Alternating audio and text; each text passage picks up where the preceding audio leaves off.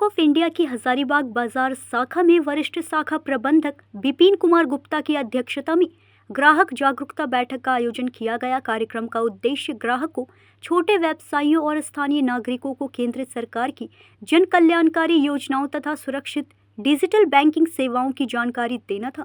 बैठक में प्रधानमंत्री सूर्य घर योजना, पीएम स्वनिधि, प्रधानमंत्री सूक्ष्म खाद्य उद्योग उन्नयन योजना और डोर स्टेप बैंकिंग जैसी योजनाओं की पात्रता, लाभ और आवेदन प्रक्रिया की विस्तृत जानकारी दी गई। इस दौरान वरिष्ठ नागरिकों और दिव्यांगजनों के लिए उपलब्ध बैंकिंग सुविधाओं पर भी विशेष जोर दिया गया।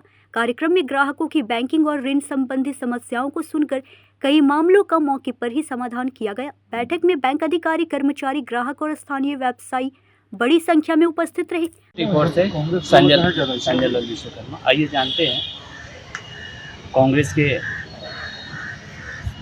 उपाध्यक्ष प्रवक्ता मनोज भगत बैंक ऑफ इंडिया की तो क्या कुछ बताएं? कल एक्चुअली बाजार ब्रांच बैंक ऑफ इंडिया में जागरूकता अभियान था, ग्राहक जागरूकता अभियान।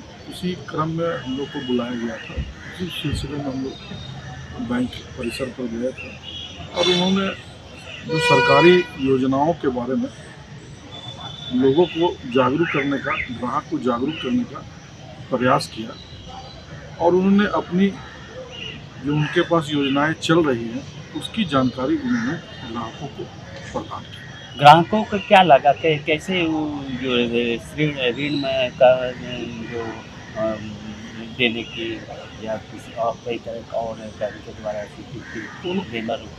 बैंक के आला अधिकारी ने क्या कहा? उन्होंने अपनी योजनाओं को बताया, जिसमें उन्होंने मुख्य रूप से उनका फोकस जो था सौर ऊर्जा जो घर में लगता है उसके बारे में उनका विशेष फोकस था।